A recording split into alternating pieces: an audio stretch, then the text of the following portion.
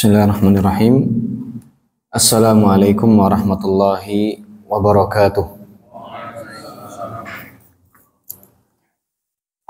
Alhamdulillah, wassalatu wassalamu ala rasulillah wa ala alihi wa sahbihi wa man wala, wa la hawla wa la quwwata illa billah. Qala Allahu azza wa jalla fi kitabihil karim, ya ayyuhalladzina amanu ittaqullaha haqqa tuqatih wa la tamutunna illa wa antum muslimun. Wa qala ta'ala, ya ayyuhalladzina amanu ittaqullaha wa qulu qawlan sadida yuslih lakum a'malakum wa yaghfir lakum dhunubakum wa man yuti'illaha wa rasulahu faqad faza fawzan 'azima. Amma ba'd. Jamaah salat maghrib yang dirahmati Allah Subhanahu wa taala, alhamdulillah kita bisa berkumpul di dalam rumah Allah untuk melaksanakan salat maghrib berjamaah. Kemudian kita lanjutkan dengan talabul ilm.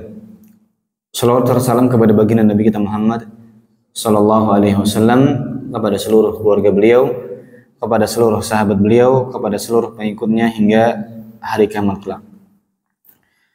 Jamaah yang dirahmati Allah, insyaallah pada malam hari ini kita akan sedikit berbagi faedah. Semoga Allah Subhanahu wa taala menerima amal ibadah kita dan memberikan kita ilmu yang bermanfaat pada malam hari ini. Baik, jamaah sekalian dirahmati Allah Subhanahu wa taala, kita akan bahas materi tematik.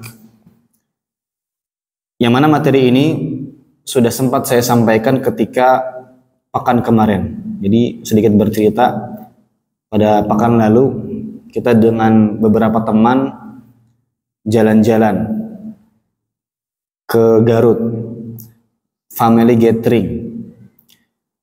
Kebetulan teman-teman meminta, Ustaz, kalau bisa jalan-jalannya ada materi kajiannya, ini keluarga kebetulan. Akhirnya materi yang kita sampaikan berjudul memperkuat keharmonisan keluarga dengan tauhid. Nah, makanya pada malam hari ini coba saya sampaikan ulang materi tersebut. Walaupun nggak tahu saya sebenarnya cocok atau tidak ini membahas materi ini, keharmonisan keluarga dengan tauhid. Karena di depan saya rata-rata para senior yang seharusnya saya belajar gitu. Sudah, saya berkeluarga mungkin baru 3 tahun, tapi di depan saya sudah puluhan tahun. Seharusnya saya belajar. Makanya saya mikir-mikir ini kira-kira perlu disampaikan atau tidak. Cuman nggak masalah lah ya. Kita berbagi ilmu sedikit yang saya punya. Mungkin bapak-bapak sekalian kalau seandainya ada yang tidak setuju, tidak mengapa disampaikan. Oh, tidak seperti itu.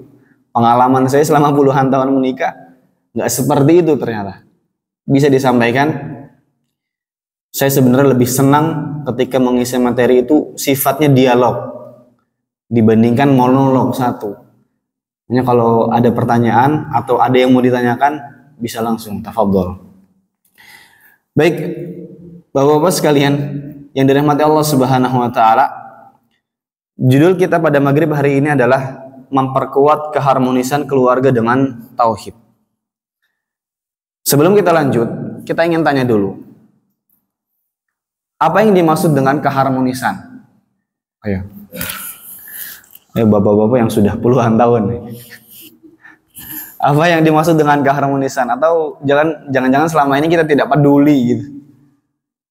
Kira-kira apa, Pak? Apa yang dimaksud dengan keharmonisan? Ada yang tahu? Saling perhatian. Masya Allah. Entah. Ada yang lain? Apa yang dimaksud dengan keharmonisan? Saling berjalan, saling percaya. Mumtaz. Mesra. Berat nih. Mesra. Semua maknanya betul. Kalau kita lihat makna keharmonisan dalam KBBI, harmonis itu dari kata harmoni, artinya selaras, seimbang, sama, satu tujuan. Ya. Itu adalah mana harmonis. Jadi kalau keharmonisan dalam keluarga artinya keluarga itu dibangun di atas tujuan yang sama, di atas keselarasan yang sama. Makanya kalau seandainya ada pasangan suami istri, mereka tidak selaras, tidak sejalan, beda pemikiran, ini rata-rata nggak harmonis. Walaupun mungkin dohirnya harmonis. Makanya kalau kita lihat di media sosial, banyak sekali berita-berita tentang perceraian artis misalkan. Kenapa? Perasaan kalau kita lihat media sosialnya akur-akur saja. Ternyata sebabnya apa? Kita sudah tidak sejalan lagi. Kita sudah tidak sama lagi pemikirannya. Ini karena tidak harmonis. Kapan munculnya keharmonisan itu? Kapan kira-kira?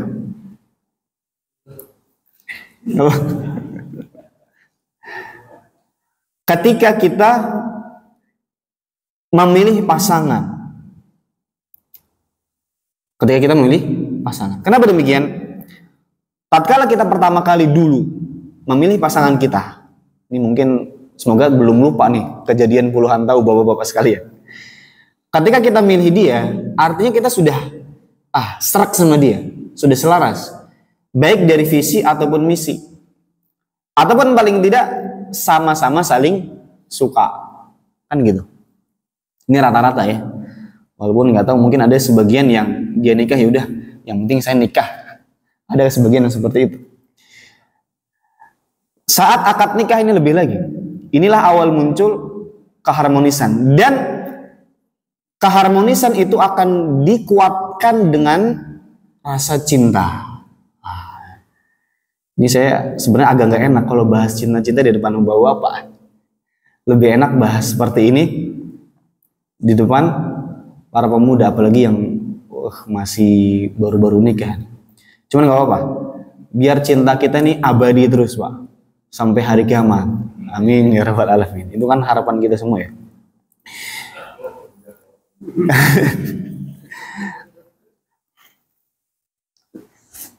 Yang menjadikan keharmonisan itu semakin kuat adalah rasa cinta kita, salah satunya. Yang menjadi kekuatan kita adalah kecintaan. Sehingga makanya kalau seandainya ada pihak ketiga yang muncul dalam rumah tangga kita, maka itu akan merusak keharmonisan. Pihak ketiga. Dan jangan selalu difahami pihak ketiga itu adalah pelakor, jangan. Kadang-kadang kita memahami pihak ketiga pelakor kan, pencuri laki orang, atau ada laki-laki lain. Biasanya memahami seperti ini. Padahal tidak selalu demikian. Bisa jadi hobi kita, pekerjaan kita, itu menjadi pihak ketiga dalam hubungan kita. Bisa jadi. Betapa sering bapak-bapak atau kita semua, atau mungkin pasangan suami marah sama istri, atau istri marah sama suami karena hobi suami. Misal setiap hari mancing terus, ya kan? Siapa di sini yang setiap hari bawa mancing terus? Atau misalkan kalau liburan naik sepeda terus, wah, ini goes terus. Atau misalkan touring terus kerjaannya. Ini beda lagi. Atau misalkan pulang kerja malam, hobinya ke tukang ronda main sama temennya. Wah, lempar kartu, ya kan? Ini bisa jadi pihak ketiga. Kenapa? Karena dia mencintai hobinya atau mencintai mainnya. Kalau anak-anak zaman sekarang yang muda-muda, ini yang bisa menjadi pihak ketiga. Handphone. Di rumah ngapain? Main HP. Pulang kerja main HP. Pulang kerja istrinya main media sosial terus. Sehingga ada yang cerita, wah istri saya kalau di rumah main HP terus, nonton YouTube terus. nonton drakor terus, nonton film terus. Ini kan bisa menjadi pihak ketiga. Nah, sehingga hubungan kita dengan istri kita hancur. Akhirnya tidak harmonis lagi. Apa yang bisa menguatkan cinta kita, menguatkan keharmonisan kita dalam rumah tangga? Maka yang bisa menguatkan kita, menguatkan keharmonisan kita dalam keluarga adalah dengan mentauhidkan Allah Subhanahu wa ta'ala. Kenapa demikian? Karena dengan kita mentauhidkan Allah Subhanahu wa ta'ala, Allah Subhanahu wa ta'ala akan menyelesaikan permasalahan-permasalahan kita. Di antaranya salah satunya adalah tadi, pihak ketiga.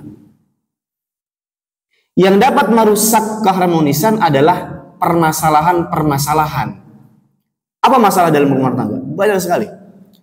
Kalau kita tanya satu-satu, mungkin di sini masalahnya beda-beda. Beda-beda kan?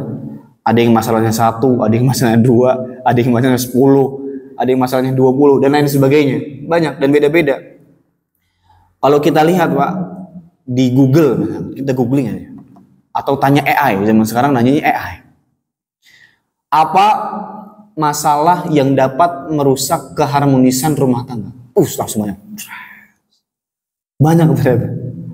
Kalau kita lihat, saya sempat menghitung di sini, saya baru nyatat 20. Wah, 20. Masalahnya banyak banget. Di antaranya, kurangnya komunikasi. Ini kata Google ya. Kurangnya sikap egois dan tidak saling menghargai. Campur tangan pihak ketiga, yang tadi sudah kita bahas. Sibuk dengan gadget masing-masing. Terlalu banyak nuntut. Cemburu buta. Masih banyak. Ini kalau mau Bapak bisa searching saja, sekarang gampang. Apa masalah yang dapat merusak keharmonisan dalam keluarga? Banyak. Ada 20, 30, 40. Web ini menyebutkan ada 5, ini ada 10, ini ada 20, dan seterusnya. Banyak banget ternyata. Ini masalah-masalah dalam rumah tangga. Walaupun pada intinya, kalau kita perhatikan, masalah-masalah yang muncul di dalam sebuah pasangan itu disebabkan oleh karena pasangan tersebut atau salah satu pasangannya sibuk untuk menuntut haknya dibandingkan untuk menunaikan kewajibannya. Ini sumber masalah utama. Sibuk nuntut hak dibandingkan menunaikan kewajiban. Suami ngomong ke istrinya, "Dek, kamu tuh harusnya A, B, C, D, E, F, G, H, I, J, dan seterusnya." Istri balik nimpal, "Kamu juga harusnya A, B, C, D, E, F, G, H, I, J, dan seterusnya." Bubar sudah. Ini nggak selesai masalah. Seharusnya kewajiban kita adalah menunaikan kewajiban kita. Inilah sifat seorang muslim dan sifat seorang mukmin. Seorang mukmin yang baik adalah dia tidak fokus kepada orang lain tapi fokus pada dirinya. Dia menempatkan ayat-ayat Al-Quran itu yang make sense untuk dirinya, bukan untuk orang lain.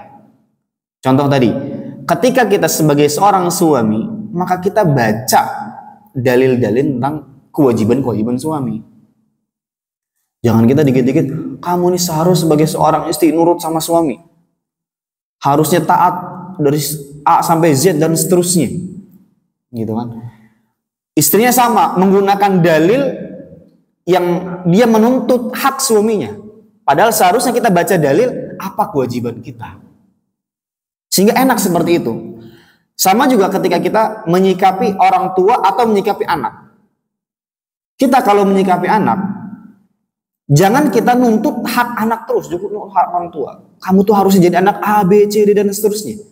Tapi kita pahami posisi kita sebagai orang tua. Kita harus memahami dia. Kita kalau memandang orang tua, baru kita posisikan dalil anak itu kepada diri kita. Sehingga enak, tentram kita.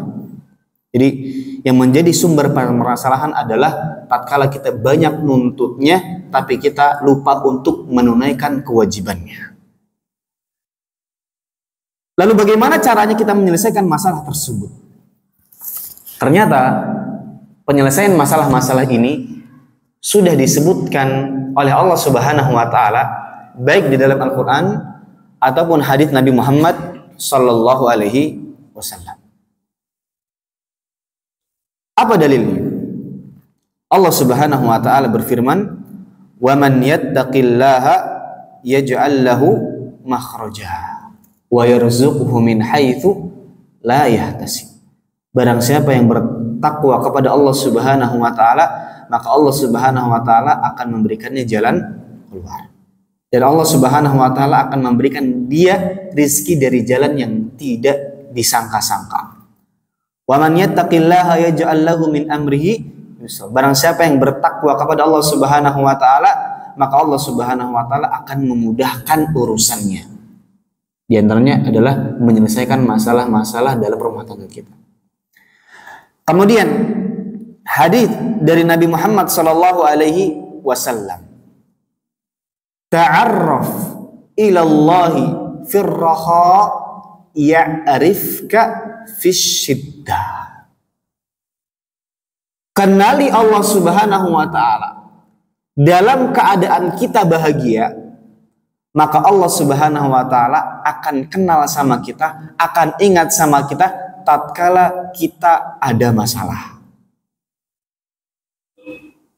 Berarti jawabannya apa?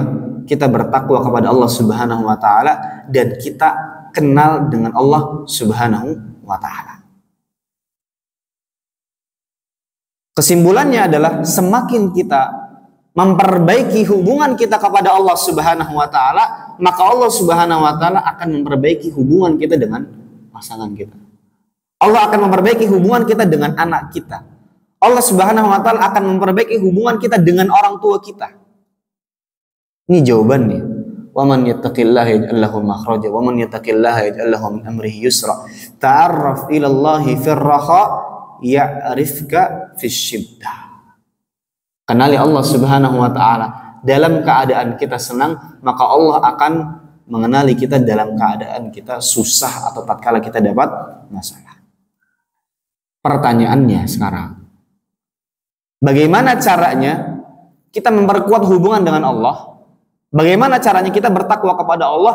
Dan bagaimana caranya kita kenal dengan Allah? Kira-kira gimana? Bagaimana caranya agar kita semakin kenal dengan Allah? Ada yang tahu, Pak? Bagaimana caranya agar kita semakin kenal dengan Allah? Maka jawabannya adalah dengan kita mempelajari tauhid. Tidak ada jalan yang paling efektif, paling utama agar kita semakin kenal dengan Allah Subhanahu wa taala kecuali dengan tauhid. Kecuali dengan kita mempelajari tauhid. Makanya sebetulnya tauhid ini adalah materi yang sangat penting sekali.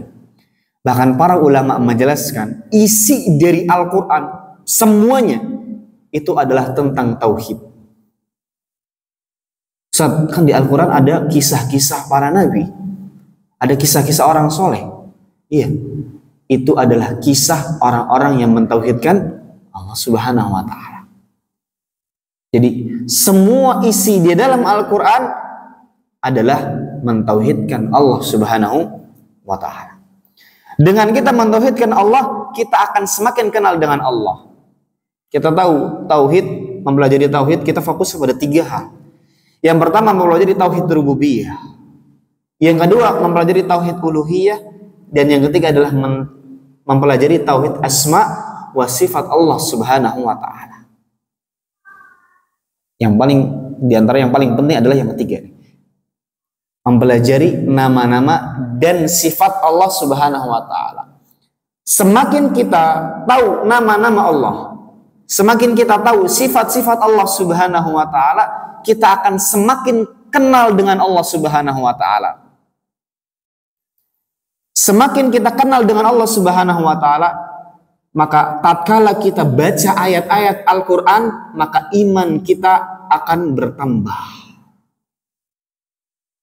Kita tahu firman Allah Subhanahu wa taala, Innamal mu'minuna alladzina idza dzukirallah wajilat qulubuhum wa idza tuliyat 'alaihim ayatuhu zadatuhum imana wa 'ala rabbihim yatawakkalun.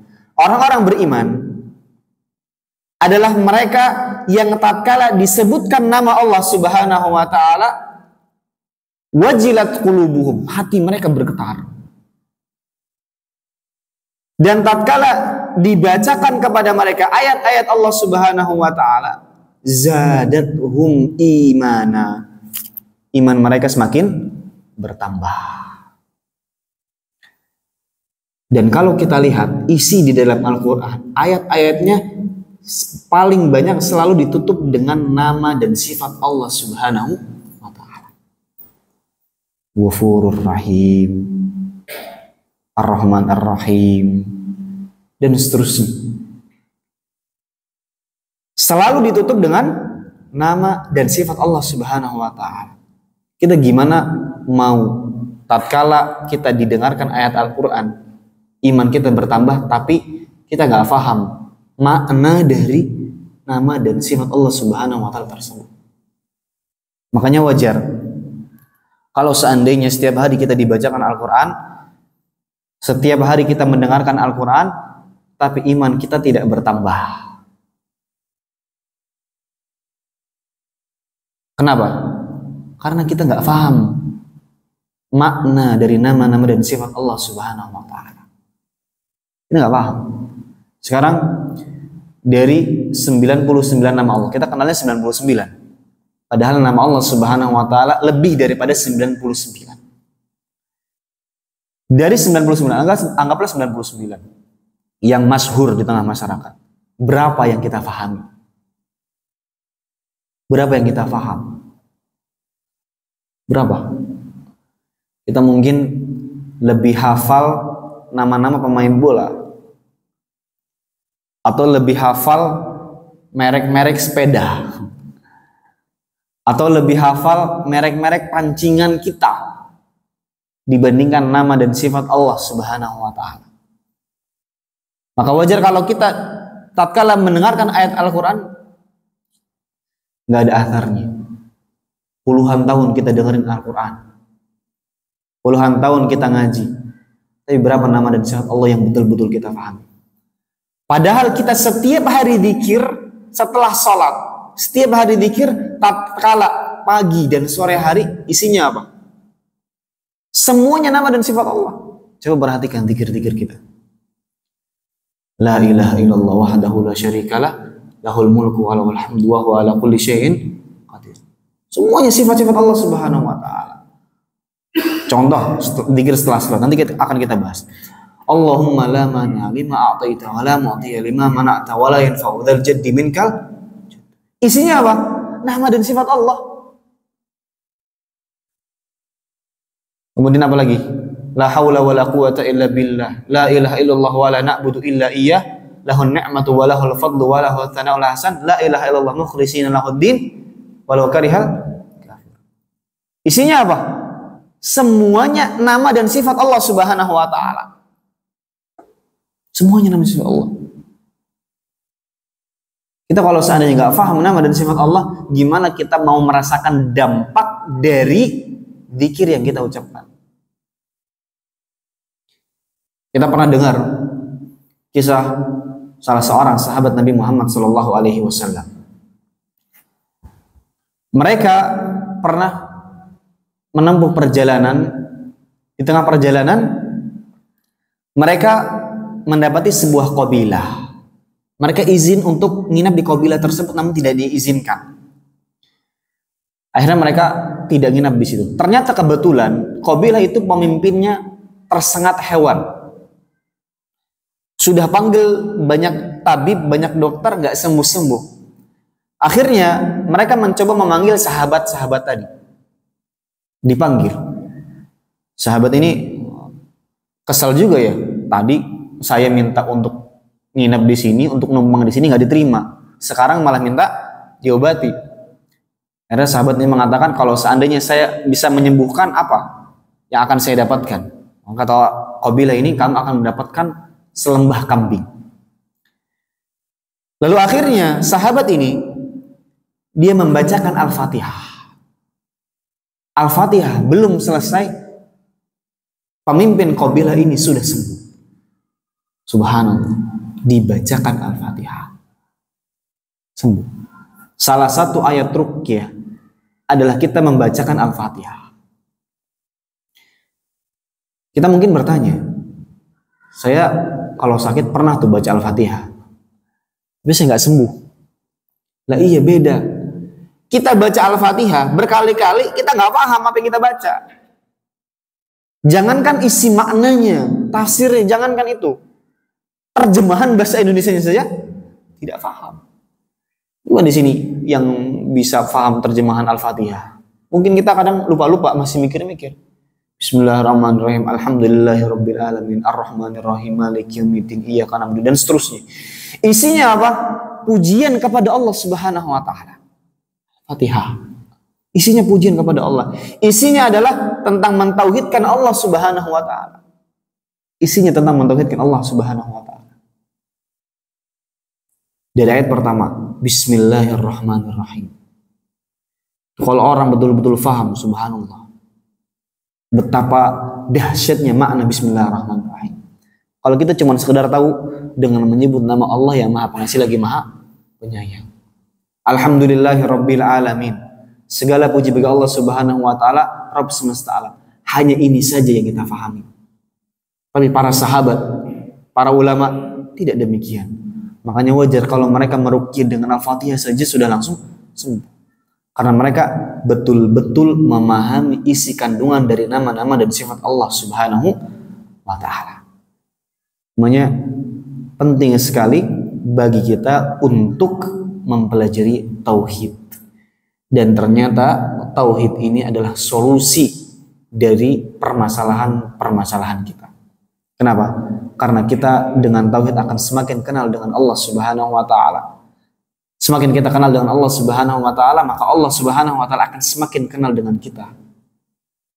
Allah Subhanahu wa taala akan semakin cinta dengan kita. Kalau seandainya Allah Subhanahu wa taala semakin cinta dengan kita, sudah tenang hidup kita. Disebutkan di dalam sebuah hadis dari Nabi Muhammad sallallahu alaihi wasallam, salah satunya hadis qudsi, tentang wali-wali Allah Subhanahu wa taala. Kata Nabi sallallahu alaihi wasallam dalam hadis qudsi, "Fa idza ahbabtuhu", apabila aku sudah mencintai seorang hamba, maka aku akan menjadi pendengarannya. Maksudnya aku akan menjaga pandangannya. Aku akan menjaga lisannya, aku akan menjaga pendengarannya, aku akan menjaga tangannya, aku akan menjaga kakinya. Kalau seandainya dia minta, aku akan pasti beri. Dia minta, aku pasti akan beri dia. Subhanallah. Itu kalau seandainya Allah Subhanahu wa taala cinta kepada seorang hamba. Makanya solusinya apa? Dengan kita mentauhidkan Allah Subhanahu wa taala. Bagaimana caranya kita mentauhidkan Allah? Dengan kita mempelajari ilmu tauhid. Terlebih tentang asma wa sifat Allah Subhanahu wa taala. Penting bagi kita untuk belajar asma wa sifat Allah. Ada satu kitab yang ditulis oleh Syekh Abdul Razzaq hafizahullah taala. Sudah diterjemahkan.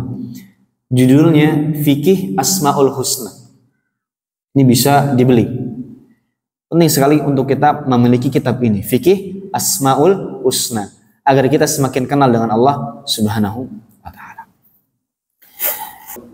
Baik, Masya Allah. Berat pertanyaannya. Cinta butuh pengorbanan. Buah serius. Cinta itu buta. Betul, cinta butuh pengorbanan. Iya. Masya Allah. Kalau cinta butuh pengorbanan, pertanyaannya apa yang cinta butuh pengorbanan? Ada yang perlu kita korbankan mungkin antara istri dan anak-anak. Baik. Cinta butuh pengorbanan. Pengorbanan apa yang harus kita korbankan untuk istri kita? Maka jawabannya adalah kita harus menunaikan kewajiban kita. Oke, kewajiban kita apa? Pertanyaan berikutnya kan. Kewajiban kita apa? Nah, ini harus butuh pembahasan khusus nih. Ada pembahasan khusus seharusnya, nanti kita akan bahas hak dan kewajiban pasangan suami istri. Itu nanti bahas. Nah, jangan-jangan kita selama ini puluhan tahun hidup tuh nggak tahu hak dan kewajiban kita apa. Coba kita tes. Taunya hak aja kan? Udah berapa tahun? 20, 30 tahun, 40 tahun. Nyambung pertanyaan terakhir ya. Apa saja kita sudah pensiun, apa saja kewajiban yang harus kita tunaikan? Begitu, Pak. Ini makanya harus ada pembahasan khusus, Pak. Semoga nanti ada kesempatan ya kita bahas tentang hak dan kewajiban suami istri. Ini seharusnya menjadi materi sebelum kita nikah. Seharusnya. Makanya bagus tuh. Sebetulnya bukan MUI. Kalau nikah apa KUA ya? KUA itu sebelum nikah sekarang ada seminar pranikah. Ini seharusnya kita ajarkan nih, kalau bapak-bapak kan mungkin anak-anak sudah dewasa kan, yang mungkin anak-anak seumuran saya yang belum pada nikah-nikah, harus ajarin ini, Pak. Harus ajarin tentang seminar pranikah.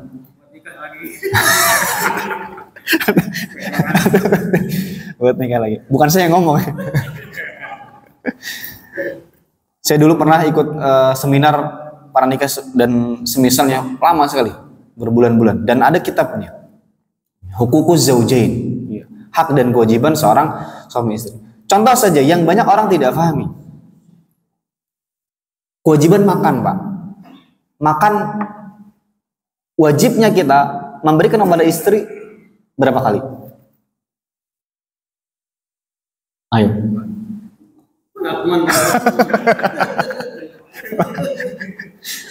Makan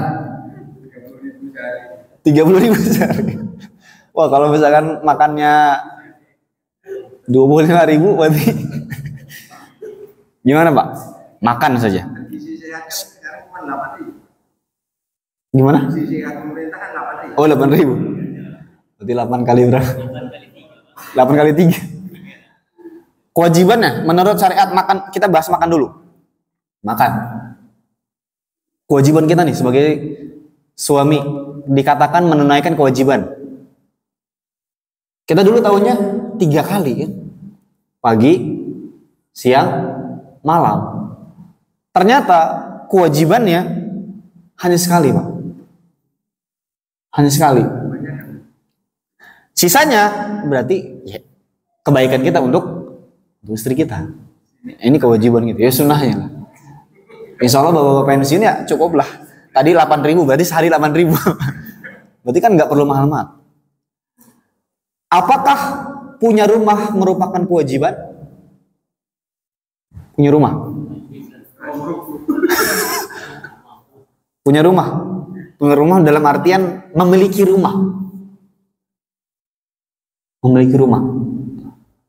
Maksudnya beli rumah. Tidak. Yang jelas kita punya atap untuk hidup. Pakaian juga. Apakah harus setiap hari kita belikan? Ya, enggak juga.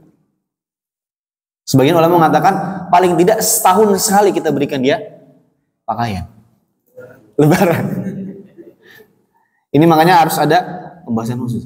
Yang jelas kalau kita betul-betul paham tentang syariat, tentang hak dan kewajiban kita, menurut syariat ternyata tidak sesulit itu. Ternyata tidak sesulit itu. Sehingga kita kalau paham hak dan kewajiban sesuai dengan syariat, kita tidak akan merasa sulit dan kita tidak akan menyulitkan anak kita. Ini yang biasanya berat, Pak. Yang berat itu biasanya orang tua. Siapapun dia, walaupun dia sudah ngaji pun sama, Pak. Kalau urusan anaknya pengen nikah tuh berat, Pak. Kamu nih mau ngasih makan apa? Pengalaman soalnya. Ketika ingin nikah, ya orang tua pertanyaannya, kamu mau ngasih makan apa? Ya ngasih makan nasi. Ngasih makan nasi. Mau tinggal di mana? Ya tinggal ngontrak. Ini kadang seperti ini sulit. Kalau misalnya kita betul-betul paham syariat, orang yang sudah paham syariat saja belum tentu mudah sekali untuk menerapkannya. Apalagi yang tidak paham syariat. Makanya kalau kita betul-betul paham hak dan kewajiban kita sesuai dengan yang diajarkan oleh syariat, kita tidak akan merasa terbebani. Yang pertama. Dan yang kedua adalah kita tidak akan membebani orang lain dengan sesuatu hal yang sangat berat sekali. Tadi contoh makan saja.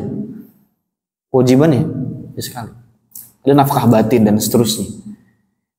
Ini harus ada pembahasan khusus fikih keluarga ya, tentang hak dan kewajiban kita. Jadi kalau misalnya kita pensiun ya paling tidak ada 3 hal yang paling penting. Pertama makan ya paling tidak sehari sekali, kemudian ada tempat tinggal dan pakaian. Alhamdulillah, insya Allah semua yang di masjid ini sebetulnya sudah mengamalkan kewajiban itu. Kalau kita melihat standar syariat. Tapi kalau kita melihat standar TikTok, wah, kita adalah suami yang paling durhaka kepada istrinya. Kita lihat Pak di media sosial di TikTok, ada seorang istri, dia membandingkan suaminya dengan standar-standar TikTok. Bayangin, kalau kita dibandingkan dengan Raffi Ahmad, wadah, kita adalah suami paling kere sedunia. Ya, kalau misalkan dia ngasih hadiah mobil atau apa, kita syukur-syukur. Kalau udah ngasih opor juga udah enak gitu, nasi padang ke rumah udah syukur-syukur. Ini makanya perlu sekali ternyata kita mempelajari hal-hal yang seharusnya sudah kita pahami semenjak dulu, ternyata belum paham. Ini salah satunya apa? Fikih tentang keluarga. Di kewajiban saja kita mungkin masih banyak yang lupa. Ya. Sehingga kalau kita paham tentang syariat, kita tidak akan mempersulit diri atau kita tidak akan mempersulit orang lain. Baik, sudah cukup sepertinya. Sebetulnya masih ada beberapa pembahasan yang perlu kita bahas. Semoga lain kali kita akan bahas ini. Semoga Allah Subhanahu wa taala menerima amal ibadah kita. Semoga Allah Subhanahu wa taala menjadikan keluarga kita semuanya keluarga yang harmonis. Kemudian keluarga kita bisa bertemu lagi nanti di surga kelak. Amin ya rabbal alamin. Semoga Allah Subhanahu wa taala menyembuhkan seluruh penyakit kaum muslimin. Amin ya rabbal alamin. Subhanaka Allahumma wa bihamdika asyhadu an la ilaha illa anta astaghfiruka wa atubu ilaik. Allahumma fiq ila aqwamit thoriq. Wassalamualaikum warahmatullahi wabarakatuh.